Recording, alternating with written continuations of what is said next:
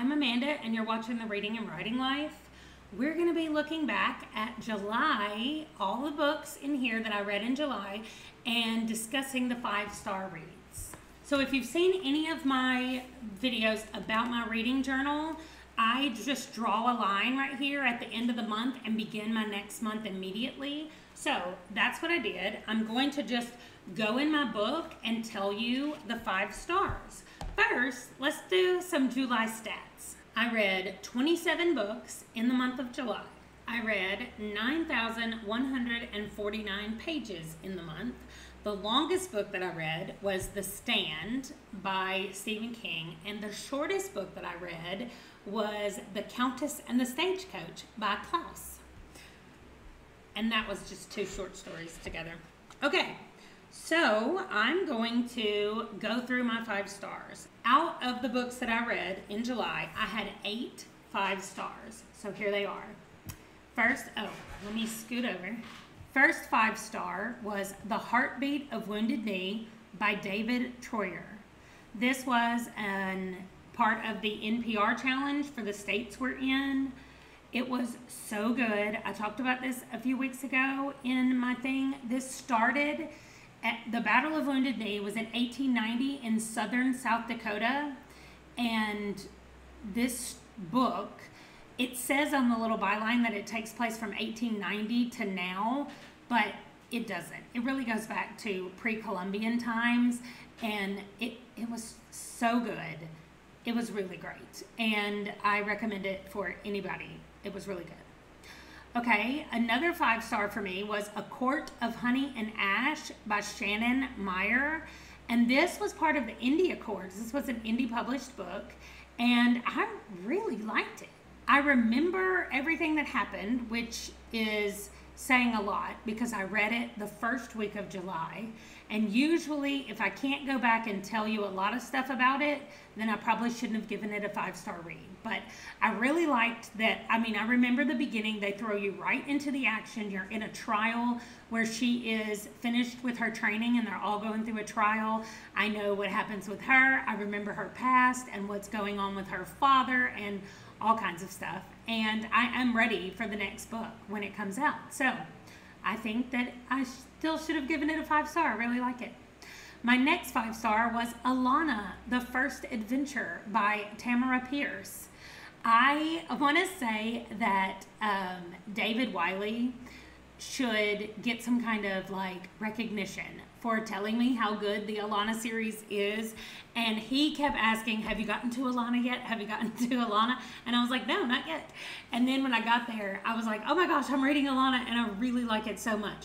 This is a middle grade, I guess it would be considered middle grade now, maybe lower young adult. But it's about twins, a boy and girl, and this is in the medieval times, but it's also a fantasy because there's magic in the world. But they were both being sent off for training. He was being sent to be a knight, and she was being sent to some kind of convent that was going to teach her wizardry. Well, he really wanted to be a wizard, and she really wanted to be a knight, so she cut all her hair off, and they traded places. And it was so good. And I'm so happy that I got her as one of my author catalog challenges. So I'm reading her whole catalog, and I'm so excited about it. So, all right, next 5-star read, Stephen King, The Stand. If you have seen any of my weekly reviews, you absolutely knew this was going to be on here. I have not stopped raving about it since I read it. What's weird is I read that the same time as somebody else on Discord, and I could not stop saying, do you love it? Do you just love when this happens? And he was like, it's kind of boring, and I'm just ready for it to be over. I was like, what? I loved it so much. So much. So, I just have so many things to say about it. I will say this. There is a plague, not really a plague, there's a pandemic that sweeps across the world, at least for sure the United States. And we are left with just a few people who have lived, and we are hearing their stories and where they go after that happens. It was fantastic. Next one was Chew, Volume 1 by John Layman and Rob Guillory. This was a graphic novel mystery and one of my first graphic novels, but I loved how unique it was and how funny at the same time as being super disgusting. I don't know. I really liked it, and I thought this pleasantly surprised me. It was such a fun time. So 5 stars, 5 stars. Okay, next one is The Watsons Go to Birmingham by Christopher Paul Curtis. Again, if you tell me something is written by Christopher Paul Curtis, it's almost always getting 5 stars. Like, he is a fantastic historical fiction middle grade writer, and I love it. So if you've never read middle grade fiction and you're like, yeah, I'm too old for that, please go get Christopher Paul Curtis, Elijah of Buxton. I'm sorry, get that book, read it. You will love it. Okay, next 5 star. Let's see. Oh, I only have 2 left. Okay, this one is what I just talked about, Dragon Mage by M.L. Spencer. So good. I'm not going to go into what this was all about. I just did it in the last video. But this was 900 and something pages. And that's funny to me. The 2 longest books I read, The Stand was 1,150 pages, and this one was 986 pages, and I gave them both 5 stars. So I love to get into some characters and go with it.